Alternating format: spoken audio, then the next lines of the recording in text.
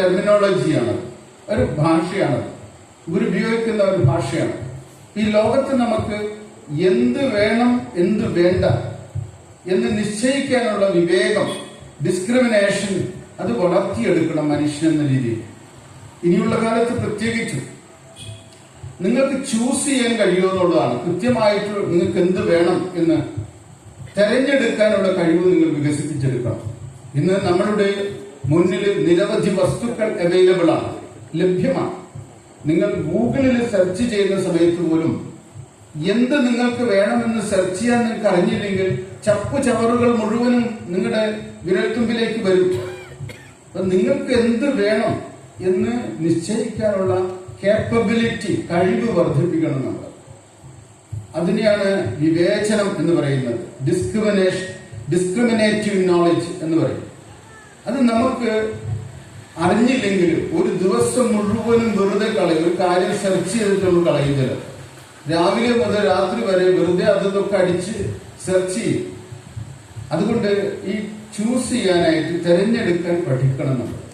അത് അത്യാവശ്യമാണ് ജീവിതത്തിൽ. ഇത് ഞാൻ സാങ്കേതിക വിദ്യയെ കുറിച്ച് പറഞ്ഞു തുടങ്ങിയെന്ന് മാത്രമേ ഉള്ളൂ. പക്ഷേ ബന്ധങ്ങളാണ് ഏറ്റവും പ്രധാനം. മനുഷ്യബന്ധങ്ങൾ, മനുഷ്യന് സമയം കൊടുക്കാം. നമ്മൾ കുട്ടികൾക്ക് സമയം കൊടുക്കാറുണ്ടോ? മിക്ക അച്ഛനമ്മമാരും കുട്ടികൾക്ക് സമയം കൊടുക്കാറില്ല. അതുപോലെ കുട്ടികളാണെങ്കിലും മുതിർന്നവർക്ക് സമയം കൊടുക്കാറില്ല. ഒരു രണ്ടു പേർ തമ്മിൽ എത്ര സമയം ഒരു വീട്ടിൽ ഒരുമിച്ചിരിക്കുന്നുണ്ട്, അല്ലെങ്കിൽ വീട്ടിലുള്ള അംഗങ്ങൾ എത്ര നേരം ഒരുമിച്ചിരിക്കുന്നുണ്ട്, അതും വളരെ കുറഞ്ഞു തുടങ്ങിയിരിക്കുന്നു. മുമ്പത്തെ അത്രയൊന്നുമില്ല. പണ്ട് ഭക്ഷണം കഴിക്കാനെങ്കിലും ഒന്നിച്ചിരിക്കുമായിരുന്നു. ഇപ്പൊ ഭക്ഷണം കഴിക്കാനും ഒന്നിച്ചിരിക്കുന്നില്ല. പ്രാർത്ഥിക്കാനിരിക്കുമായിരുന്നു. ഇപ്പൊ പ്രാർത്ഥനകളില്ല. അന്ന് പലയിടങ്ങളിലും പ്രാർത്ഥനകളില്ല. ഇപ്പൊ ജീവിതത്തില് നമ്മൾ കുടുംബാംഗങ്ങളുമായിട്ട് ഒത്തൊരുമിച്ചിരുന്ന് സംഭാഷണം ചെയ്യാനുള്ള സമയങ്ങൾ വളരെ കുറഞ്ഞു പോയിരിക്കുകയാണ്. 24 മണിക്കൂറില് പലതിനും വേണ്ടി വീതിക്കേണ്ടി വരുമ്പോൾ നമ്മുടെ ജീവിതത്തിൽ ബന്ധങ്ങൾക്ക് ഊഷ്മളത പകരുന്ന സമയം കുറഞ്ഞുകൊണ്ടിരിക്കുന്നു. അതിന് ക്വാളിറ്റി ടൈം എന്നാണ് പറയുക. അതായത് ബന്ധങ്ങൾ കൂടുതൽ ആഴത്തിൽ ആകുന്നത് ഈ ക്വാളിറ്റി ടൈം പങ്കുവെക്കുമ്പോഴാണ്. ഒരു ഭർത്താവ് ഭാര്യയുമായി, ഭാര്യ ഭർത്താവുമായി, അല്ലെങ്കിൽ അച്ഛനും അമ്മയുമായും മക്കളുമായും കുട്ടികളുമായും ഒക്കെ നമ്മൾ സമയം ചെലവഴിക്കാം. ആ ചെലവഴിക്കുന്ന സമയത്ത് ഞാൻ അതിലുണ്ടായിരിക്കണം. ഒരാളുമായിട്ട് സംഭാഷണം ചെയ്യുന്ന സമയത്ത് അതിൽ എന്റെ മനസ്സ് 100% ഉണ്ടായിരിക്കണം. അങ്ങനെ 100% ഒരാൾക്ക് എന്റെ സമയം ഞാൻ കൊടുക്കുമ്പോഴാണ് അതിന് ക്വാളിറ്റി ടൈം എന്ന് പറയുന്നത്. അല്ലാതെ പലതും ചെയ്തുകൊണ്ടിരിക്കുന്നതിനിടയിൽ ഒരു ചെറിയ മനസ്സ് അങ്ങോട്ട് കൊടുക്കുന്നതിനെയല്ല ക്വാളിറ്റി ടൈം എന്ന് പറയുന്നത്. ഇത് പല ബന്ധങ്ങളിലും പലതരത്തിലുള്ള ഉലച്ചിലുകൾ ഉണ്ടാക്കിയിട്ടുണ്ട്. ഇന്ന് നമ്മളുടെ സംഗീത സംവിധായകനായിട്ടുള്ള റഹ്മാൻ ഭാര്യയുമായിട്ട് ഡിവോഴ്സ് ചെയ്യുന്നതായിട്ട് വാർത്ത വന്നിരുന്നു. 29 വർഷം അവർ ഒരുമിച്ച് ജീവിച്ചു. 29 വർഷം. എന്നിട്ട് ഡിവോഴ്സ് ചെയ്യാണ്. എന്തുകൊണ്ട് അവർ ഡിവോഴ്സ് ചെയ്യുന്നു? നമ്മൾ ആലോചിച്ച് നോക്കുമ്പോൾ 29 വർഷം ജീവിച്ചിട്ട് ഇനിയും പുതിയ മേച്ചിൽപ്പുറങ്ങളാണോ അന്വേഷിക്കുന്നത്? സന്തോഷത്തിന്റെ, സുഖത്തിന്റെ മേച്ചിൽപ്പുറങ്ങളാണോ അന്വേഷിച്ചുകൊണ്ടിരിക്കുന്നത്? അല്ലെങ്കിൽ 29 വർഷം ഒരു മനുഷ്യന്റെ കൂടെ താമസിച്ചിട്ട്, അല്ലെങ്കിൽ ഒരു പെണ്ണിന്റെ, ഒരു സ്ത്രീയുടെ കൂടെ താമസിച്ചിട്ട് അവർക്ക് ഇതിനപ്പുറത്ത് ഇനിയും കിട്ടാനുണ്ട് എന്നൊരു തോന്നൽ എങ്ങനെ ഉണ്ടാകുന്നത്? അപ്പൊ അത് മനുഷ്യനെ മനസ്സിലാക്കാൻ എത്രയോ സമയം വേണ്ടി വരുന്നു, അല്ലേ? ശരിക്കും ആരും ആരെയും മനസ്സിലാക്കുന്നില്ല എന്നുള്ളതാണ് വലിയ രസം. ദീർഘകാലം ഒരാളുടെ കൂടെ താമസിച്ചാലും നമുക്ക് ഒരാളെ മനസ്സിലാക്കാൻ കഴിയണമെന്നില്ല. ഒരു സ്പൂണ് ഒരു സൂപ്പില് എത്ര നേരം ഇട്ടു വെച്ചാലും ആ സ്പൂണിന് ആ സൂപ്പിന്റെ രുചി അറിയാൻ കഴിയുമോ? ഒരിക്കലും അറിയാൻ പറ്റില്ല. അതുപോലെ നമ്മുടെ ജീവിതത്തില് സൂപ്പിൽ കിടക്കുന്ന ഒരു സ്പൂണ് പോലെ കുടുംബത്തിൽ ഇങ്ങനെ ജീവിച്ചത് കൊണ്ട് കാര്യമില്ല. രുചി അറിയുന്ന ഒരു നാവായിട്ട് മാറണം നമ്മൾ. അതായത് അടുത്തിരിക്കുന്ന വ്യക്തിയുടെ ഹൃദയത്തിന്റെ ആഴം അറിയാനായിട്ട് നമുക്ക് കഴിയണം. ഇല്ലെങ്കിൽ ആ വ്യക്തി നമുക്ക് നഷ്ടപ്പെട്ടു പോകും. ആ വ്യക്തി അല്ലെങ്കിൽ ഒരു തുരുത്തായിട്ട് മാറും ജീവിതത്തിൽ. അങ്ങനെ തുരുത്തായിട്ട് മാറാതിരിക്കണമെങ്കിൽ നമ്മൾ പരസ്പരം മനസ്സിലാക്കുകയും പാരസ്പര്യത്തോടു കൂടി ജീവിക്കുകയും ചെയ്യുന്ന ഒരിടമായിട്ട് കുടുംബം മാറണം. കുടുംബത്തിന്റെ അടിസ്ഥാനം അതാണ്. അമേരിക്കയിലൊക്കെ പോയി കഴിഞ്ഞാൽ അമേരിക്കയിലെ കുടുംബ ബന്ധങ്ങളെ കുറിച്ചൊക്കെ നമ്മൾ നോക്കുമ്പോൾ 18ാമത്തെ വയസ്സിൽ ആൺകുട്ടിയായാലും പെൺകുട്ടിയായാലും വീട്ടിൽ നിന്ന് അവർ പുറത്തു പോകും. അവർ വീട് വിട്ടു പോകും. അമ്മയുടെ അച്ഛന്റെയും ഒക്കെ ദുഃഖം ആ സമയത്താണ് ഉണ്ടാകുന്നത്. പ്രത്യേകിച്ചും ഇന്ത്യൻ വംശജരായിട്ടുള്ള അമേരിക്കക്കാര് 18ാമത്തെ വയസ്സിൽ ഒരു പെൺകുട്ടി വീട്ടിൽ നിന്നൊരു സ്വന്തം വീട് റെന്റിനെടുത്തിട്ട് പോകും. അതൊക്കെ അവർക്ക് റെന്റിന് കൊടുക്കാൻ ബാങ്കുകളുണ്ട്. ബാങ്കുകൾ പണം കൊടുത്തോളൂ അതിനൊക്കെ. അത് 18 വയസ്സ് കഴിഞ്ഞാൽ കുട്ടികൾക്ക് തൊഴിൽ കിട്ടുകയും ചെയ്യും. പഠിക്കുന്നതിനോടൊപ്പം തൊഴിലും കിട്ടും. അത് ചോദ്യം ചെയ്യാൻ അവിടെ ആർക്കും അധികാരമില്ല. കാലക്രമത്തിൽ ഇന്ത്യയിലും അത് തന്നെ, ഇപ്പോഴും ഇന്ത്യയിൽ അത് തന്നെയാണ്. പക്ഷെ നമ്മുടെ കുട്ടികൾക്ക് സാമ്പത്തിക പ്രശ്നം കൊണ്ട് വീട് വിട്ടു പോകുന്നില്ല എന്ന് മാത്രമേ ഉള്ളൂ. അവിടെ സാമ്പത്തിക ഭദ്രതയുള്ളത് കൊണ്ട് അവിടെ കുട്ടികൾ സ്വതന്ത്രരാകുന്നു. അങ്ങനെ സ്വതന്ത്രരാകുമ്പോഴും ചില കുട്ടികൾക്ക് മൂല്യബോധമുണ്ട്. അവർ കൂടെ അച്ഛന്റെ അമ്മയുടെ അടുത്ത് വന്ന് ഈ ക്വാളിറ്റി ടൈം സ്പെൻഡ് ചെയ്യാറുണ്ട്. അതാണ് വാല്യൂ എന്ന് പറയുന്നത്, മൂല്യം. മൂല്യം എന്തെന്ന് പഠിപ്പിച്ച ഒരു മഹാ ആചാര്യനാണ് ശ്രീനാരായണ ഗുരു. മാനവ ജീവിതത്തിന് ഒരു മൂല്യം വേണം. ആ മൂല്യമാണ് ആത്മസാക്ഷാത്കാരത്തിലൂടെ ഒരു മനുഷ്യൻ നേടിയെടുക്കുന്നത്. എല്ലാ ചരാചരങ്ങളിലും ഇരിക്കുന്ന ആത്മാവ് ഒന്ന് തന്നെയെന്നും ഈ ആത്മാവിനെ ഓരോരുത്തർക്കും അവരവരുടെ അകത്തിരിക്കുന്ന ആത്മാവിനെ അറിയുന്നതിലൂടെ കണ്ടെത്താൻ കഴിയുമെന്നും അതിലൂടെ മറ്റു ജീവികളോട് നമുക്ക് സ്നേഹത്തോടും കാരുണ്യത്തോടും അനുകമ്പയോടും കൂടി പെരുമാറാൻ കഴിയുമെന്നും ഗുരു നമ്മളെ പഠിപ്പിച്ചു തന്നിരിക്കുന്നു. അരുൾ അൻപ് അനുകമ്പ മൂന്നിനും പൊരുൾ ഒന്നാണ് ഇത് ജീവതാരകം, അരുളുള്ളവനാണ് ജീവി എന്നുരുവിട്ടിയിടുക ഈ നവാക്ഷരി. ഒരു 9 അക്ഷരങ്ങളുള്ള ഒരു മന്ത്രം ഗുരു പഠിപ്പിക്കുകയാണ് മാനവരാശിക്ക്. അരുളുള്ളവനാണ് ജീവി. ഓരോ ജീവിയും അരുളുള്ളവനാണ്. അരുൾ എന്ന് പറഞ്ഞാൽ ദിവ്യമായ സ്നേഹം എന്നാണ് എന്റെ അർത്ഥം. എല്ലാവരുടെ ഉള്ളിലും ആ ദിവ്യമായ സ്നേഹമുണ്ട്, ദൈവികമായ സ്നേഹം ഇരിക്കുന്നുണ്ട്. ഈ സ്നേഹം എല്ലാവരിലും ഇരിക്കുന്നത് എന്ന് പറഞ്ഞാൽ മനുഷ്യരിൽ മാത്രമല്ല ചെറിയ ജീവികളിലും ഈ സ്നേഹം ഇരിക്കുന്നുണ്ട്. അതുകൊണ്ട് ഗുരു പഠിപ്പിക്കുന്നു, ഒരു പീഡയെറുമ്പിനും വരുത്തരുത് എന്നുള്ള അനുകമ്പയും സദാ കരുണാകര നൽകുകൊള്ളിൽ നിൻ തിരുമൈ വിട്ട് അകലാതെ ചിന്തയും. അനുകമ്പാദശകം എന്ന കൃതി ഗുരു എഴുതുമ്പോൾ വാസ്തവത്തില് അത് ഗുരുവിന്റെ ആത്മോപദേശ ശതകത്തിന് ഒരു പരിപൂരണം എന്ന രീതിയിലാണ്, ഒരു കോംപ്ലിമെന്ററി എന്ന രീതിയിലാണ് അത് എഴുതിയിട്ടുള്ളത്. നമ്മുടെ ജീവിതത്തിലെ തത്വചിന്തയും അറിവും മാത്രം പോരാ, ആ അറിവ് കൊണ്ട് നമ്മൾ ഒരാൾക്ക് ഉപദ്രവമില്ലാത്ത വിധത്തിൽ ജീവിക്കാൻ കഴിയണം. സാധാരണ നമ്മൾ ജീവിച്ചു വരുമ്പോൾ നമുക്ക് മറ്റുള്ളവരുടെ ജീവിതത്തിൽ ഉപദ്രവം ഉണ്ടാക്കാനുള്ള വാസന കൂടുതലായിരിക്കും. കുടുംബ ബന്ധങ്ങളിൽ അത് ധാരാളം കാണുന്നുണ്ട്. അയൽക്കാരുമായിട്ട് നമ്മൾ ഒരു കാലത്തും നല്ല ബന്ധങ്ങളിൽ നിൽക്കാറില്ല. അതിന്റെ അടിസ്ഥാനം നല്ല അയൽക്കാരൻ എന്ന് പറയുന്നതിൽ ഒരു അപൂർവതയാണ്. യേശു പറഞ്ഞിട്ടുള്ളത്, നിന്നെ പോലെ നിന്റെ അയൽക്കാരനെയും സ്നേഹിക്കുക, നീ നിന്നെ സ്നേഹിക്കുന്നത് പോലെ നിന്റെ അയൽക്കാരനെയും സ്നേഹിക്കുക. വാസ്തവത്തിൽ നമുക്ക് നമ്മെ സ്നേഹിക്കാൻ കഴിയാത്തത് കൊണ്ട് തന്നെ നമ്മൾ എങ്ങനെയാണോ നമ്മളെ സ്നേഹിക്കുന്നത് അതേ അനുപാതത്തിൽ നമുക്ക് അയൽക്കാരനെയും സ്നേഹിക്കാൻ കഴിയണം. ഒരർത്ഥത്തിൽ ആത്മോപദേശ ശതകത്തിലാണ് എന്തുകൊണ്ട് ഞാൻ എന്നെ സ്നേഹിക്കണം എന്നതിന് ഉത്തരം പറയുന്നത്. ബൈബിളിൽ ഒരിടത്തും തന്നെ എന്തുകൊണ്ട് ഞാൻ എന്നെ സ്നേഹിക്കണം എന്നതിന് ഉത്തരം പറയുന്നില്ല. കാരണം ഞാൻ എന്നെ സ്നേഹിക്കണമെങ്കിൽ വാസ്തവത്തിൽ ഞാൻ ആത്മാവാണെന്ന് അറിയണം. ഞാൻ ആത്മാവാണെന്ന് അറിഞ്ഞുകൊണ്ട് എന്നെ സ്നേഹിക്കുമ്പോഴാണ് എന്റെ സ്നേഹം പൂർണ്ണമാകുന്നത്. എനിക്ക് എന്നെ സ്നേഹിക്കാൻ കഴിയാതെ വേറൊരാളെ സ്നേഹിക്കാൻ കഴിയും എന്ന് നമ്മൾ കരുതുന്നുണ്ടോ? വാസ്തവത്തില് ഒരു മനുഷ്യരും അവരോട് സ്നേഹം കാണിക്കാറില്ല. സത്സംഗത്തിലേക്ക് വരുന്ന പല അമ്മമാര്, 50 വയസ്സ് 60 വയസ്സ് കഴിഞ്ഞ അമ്മമാരും അച്ഛന്മാരൊക്കെ ഉണ്ട്. അവര് ദീർഘകാലമായിട്ട് മക്കൾക്ക് മാത്രം വേണ്ടി ജീവിച്ച ആളുകളാണത്.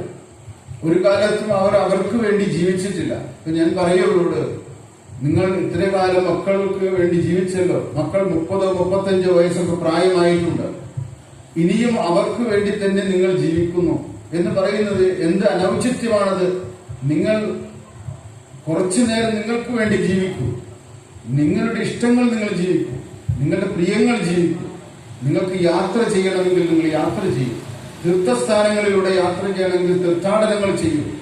ഗുരുദേവന്റെ ചരിതവും ഗുരുദേവന്റെ മഹത്വവും ഒക്കെ ഇഷ്ടപ്പെട്ടിട്ടുള്ള നിങ്ങൾക്ക് എത്ര സ്ഥലങ്ങളുണ്ട് യാത്ര ചെയ്യാനായിട്ട് ജീവിതത്തിൽ. ഗുരുദേവൻ മരുത്വാമലയിൽ നിന്നാണ് തപസ് ആരംഭിച്ചത്. ഗുരുദേവൻ ജനിച്ചത് ചെമ്പഴന്തിയിലാണ്. ഗുരുദേവന്റെ ആദ്യത്തെ പ്രതിഷ്ഠ നടന്നിട്ടുള്ളത് അരീപ്പുറത്താണ്. പ്രതിഷ്ഠകൾ നടന്നതിന് ശേഷം കോലത്തുകരയിലും മണ്ണന്തള്ളിലൊക്കെ ഗുരുദേവന്റെ വിഗ്രഹ പ്രതിഷ്ഠകൾ ഉണ്ടായിട്ടുണ്ട്. അതൊക്കെ മഹാക്ഷേത്രങ്ങളായിട്ട് മാറിയിട്ടുണ്ട്. ആലുവയിൽ അദ്വൈതാശ്രമമുണ്ട്, ശിവഗിരി മഠമുണ്ട്, അത് മഹാസമാധി സ്ഥാനം കൂടിയാണ്. അവിടെയൊക്കെ നിങ്ങൾ എല്ലാവരും പോയിട്ടുണ്ട്, യാത്ര ചെയ്തിട്ടുണ്ടോ? വടക്കോട്ട് പോയി കഴിഞ്ഞാൽ കുദ്രോളിയിലെ ഒരു മഹാക്ഷേത്രം ഗുരു പ്രതിഷ്ഠിച്ചിട്ടുണ്ട്.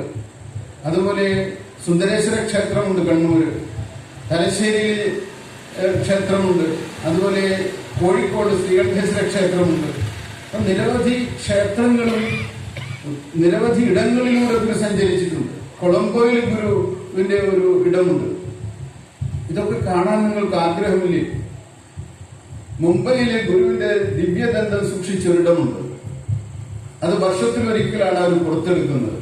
അപ്പൊ നമ്മൾക്ക് യാത്രകൾ ചെയ്യാൻ കഴിയണം. ഗാർഹസ്ഥ്യ ജീവിതം വീടിന്റെ ചെറിയ അതിർത്തികൾക്കുള്ളിൽ ഒതുക്കി തീർക്കരുത്. നിങ്ങളെ ആദ്യം സ്നേഹിക്കണം, നിങ്ങളെ ഇഷ്ടപ്പെടണം, നിങ്ങളുടെ വാക്കുകൾ ഇഷ്ടപ്പെടണം.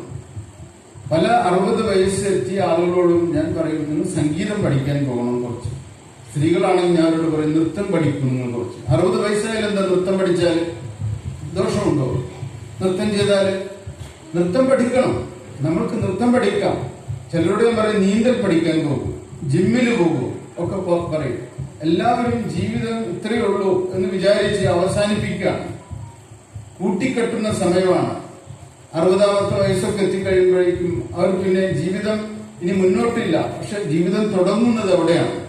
അധ്യാത്മമായ ഒരു അറിവ് നമുക്കുണ്ടാകുമ്പോൾ നമ്മളുടെ എല്ലാ വിധത്തിലുള്ള കഴിവുകളും മറഞ്ഞിരിക്കുന്ന കഴിവുകളും പരിപോഷിപ്പിക്കേണ്ട സമയമാണ് നമുക്ക്. നമ്മൾ ഇനിയും നമ്മളെ കണ്ടെത്തിയിട്ടില്ല.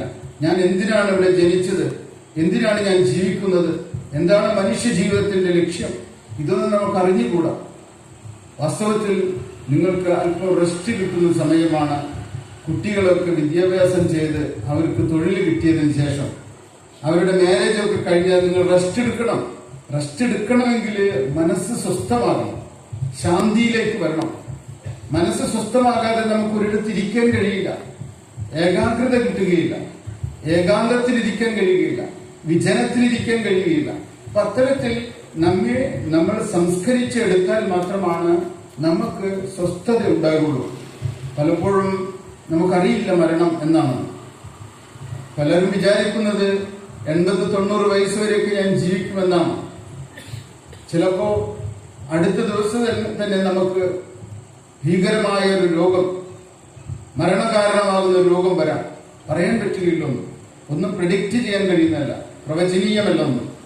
പക്ഷേ അപ്പോഴും നമുക്ക് ജീവിതത്തെ ഒരു സമബുദ്ധിയോട് കൂടിയിട്ട് കാണാനുള്ള, യോഗാത്മകമായിട്ട് കാണാനുള്ള ഒരു കരുത്ത് നമ്മുടെ കൈവശം വേണം.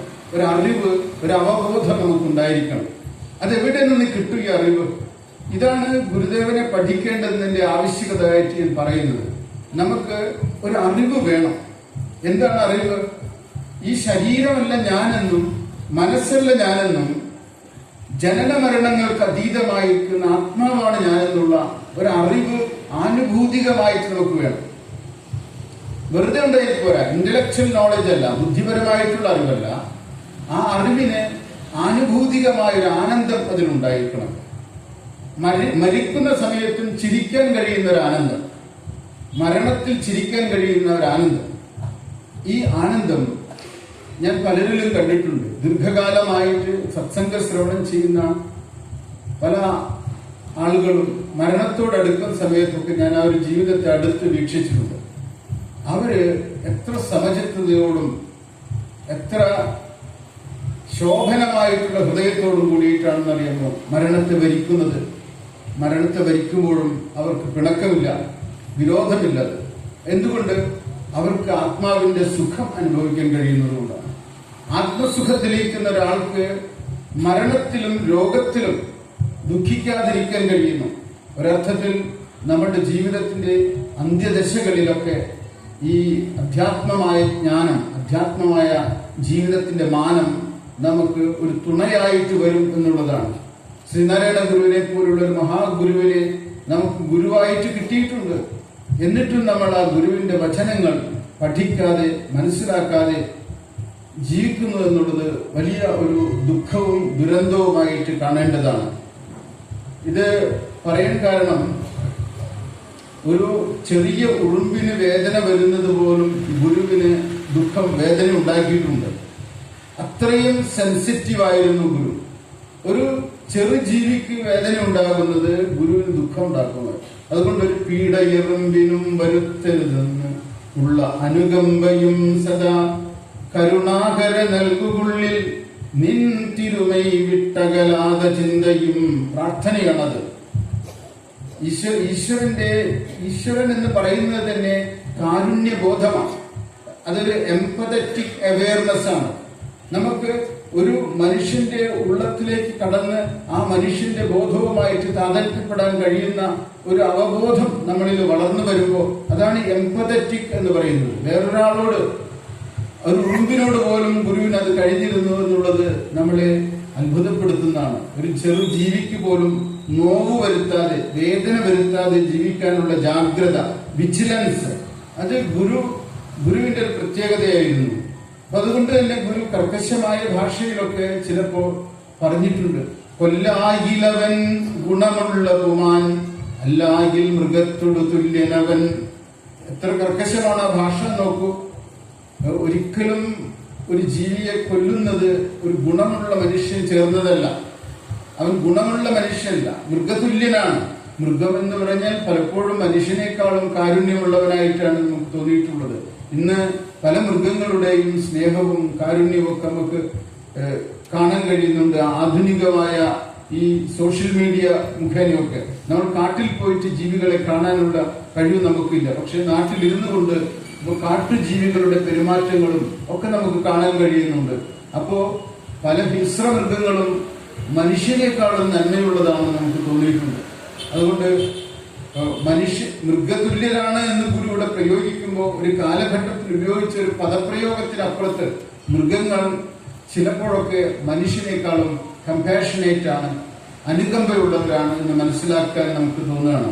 അപ്പോൾ തീർച്ചയായിട്ടും ഗാർഹസ്ഥ്യ ജീവിതത്തില് നമ്മൾ ഹിംസ ഒഴിവാക്കിക്കൊണ്ട് ജീവിക്കണം എന്ന് ഗുരു നമ്മളെ പഠിപ്പിച്ചിട്ടുണ്ട്. ശ്രീനാരായണ ധർമ്മത്തില് ഏറ്റവും പ്രധാനപ്പെട്ട 5 കാര്യങ്ങൾ ഗുരു ആദ്യമേ തന്നെ പറഞ്ഞിട്ടുള്ളത് 5 ധർമ്മങ്ങളാണ്, പഞ്ചധർമ്മങ്ങൾ. അതിൽ ഏറ്റവും ആദ്യം പറഞ്ഞിട്ടുള്ളത് അഹിംസയാണ്. അഹിംസ നമുക്ക് ജീവിതത്തിൽ പാലിക്കാൻ വളരെ പ്രയാസമാണ്.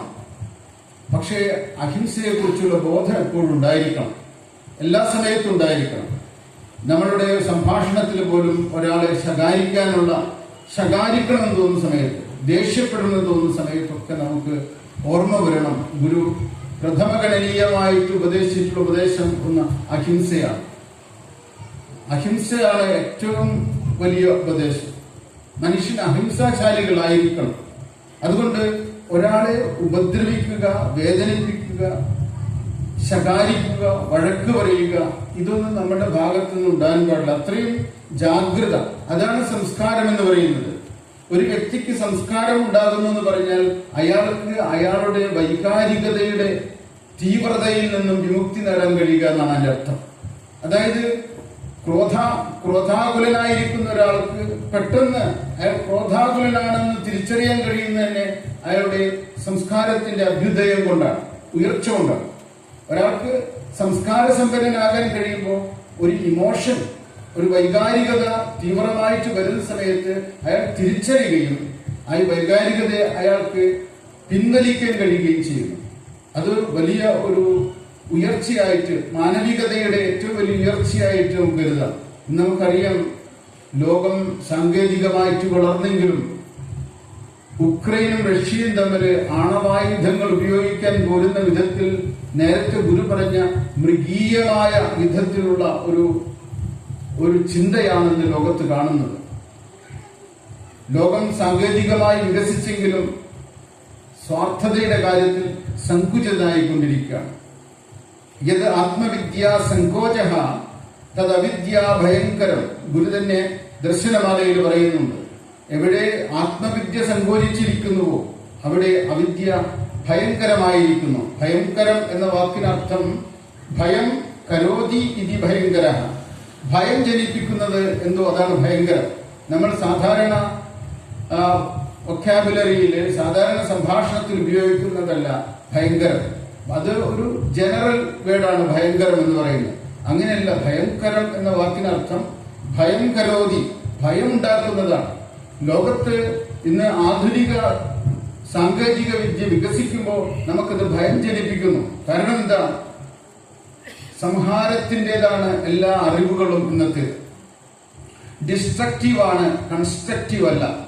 എല്ലാ അറിവുകളും ഡിസ്ട്രക്റ്റീവാണ്, മനുഷ്യനെ ഹനിക്കാൻ വേണ്ടിയിട്ടുള്ളതാണ്, നശിപ്പിക്കാൻ വേണ്ടിയിട്ടുള്ളതാണ്.